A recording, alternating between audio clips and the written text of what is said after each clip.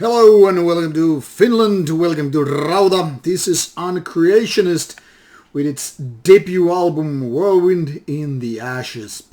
Now this is a pretty unknown band, previously only done demo stuff, so now that we have here the first album, what do we need to know? What is this music all about and stuff like that? First of all, let's take a look at this album. It comes in digipack format, not very glossy covers. This is Insurmountable Rex, copy number 41 out of 100. Now, if you take a look at this particular label, it becomes rather clear. Pardon me for dropping the CD. This is, it seems, like the band's own label. So technically speaking, while there is a label mentioned, this looks like it's self-financed and all. Comes with a booklet, which is right here, and features rather obscure band photos. Hail Death Kali Yuga, says the text underneath. Then we have the lyrics here, and you will find that there are only 4 sets of lyrics because this album has only 4 tracks. Yet it is still almost 40 minutes of music.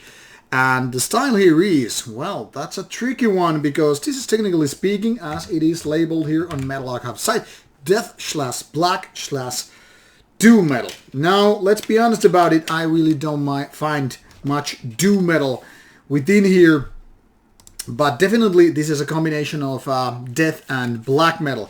It is indeed quite of a tricky hybrid for various reasons. First of all, the death metal side comes from these riffs and, well, let's call them patterns, which remind me a little bit of Morbid Angel. Mind you, only a little bit, but this very hairy, curvy, curly, kind of a bumpy road where things are not exactly the most straightforward ways of death metal. That doesn't really mean progressive or technical death metal either, but the kind of a darker one that kind of reminds me of American death metal bands. Some parts are maybe closer to Immolation and Incantation style, where some of them are definitely more closer to Morbid Angel. But like I said, it isn't death metal album purely.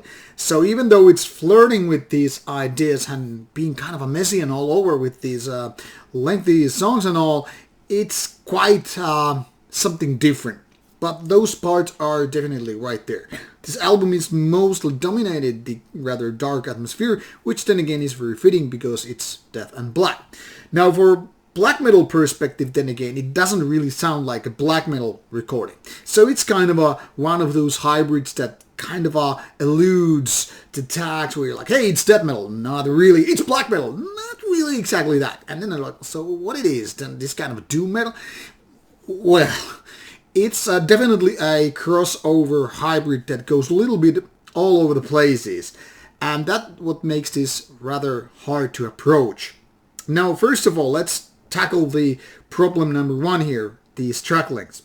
Now, unless you have really good amount of killer ideas, don't go for some 11, not even 8-minute songs, because it's harder to create such, structure for songs that it makes you keeping like all the way interested. It's as if I have these 30 minutes of a video. Nobody's going to watch them because it's just too much, like this review, I guess. So get right to the point. And even if you go for lengthy, you have to have those patterns that kind of get you back. So you kind of remember where we're going. If it's just random idea number 1, 2, 10, and 11 riffs later on, like, hey, this is going to different places without enough repetition, it just becomes a mess. And unfortunately, that is what is happening here with the Uncreationist. So none of these riffs have enough repetition. None of them are exactly very memorable. And fuck no, they are not catchy at all. But where this album is actually somewhat successful is this dark atmosphere. So it's kind of like this Lovecraftian monster. You're figuring out it doesn't look like a, anything like human. It isn't like a humanoid, but isn't really like an animal. It's just, this blob of eyes and, maybe ears or whatever orifices. And that which makes it fascinating. It's kind of a mess of blob of eyes and orifices and all kind of weird limbs and what have you.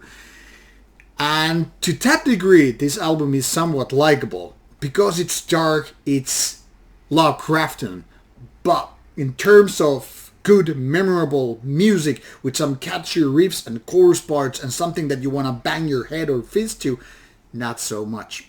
So what we have here is kind of a mediocrity that is very, very ambitious. It seems like the band is trying to build a massive thing, massive album from the beginning, like right after the demo. Take 10 years in the making and put it all together like, yeah, let's really nail it. And it's gonna go flat.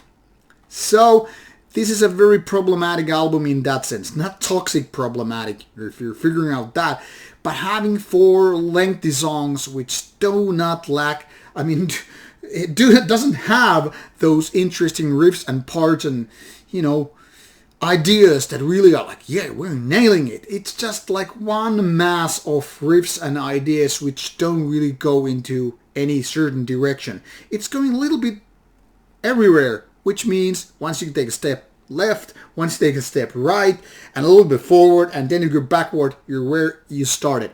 I don't know if this makes sense, and if it doesn't, well, give this band a go and listen for yourself. Maybe you will understand it, maybe you will like it, maybe you will buy it. I don't know, but for me, this is somewhat of a failure. So 6 out of 10 will be my verdict. It definitely has some potential given the atmosphere and all, but individual riffs, individual songs and vocals production all could have been so much better. So maybe it's a lack of budget, maybe it's a lack of skill, I don't know yet. I hope the band will keep honing their work and polishing the ideas, but this is not gonna nail it, not for this time anyway. So give it a go or give it not. You will find links provided in the description box. This is Rauta, take care and bye bye.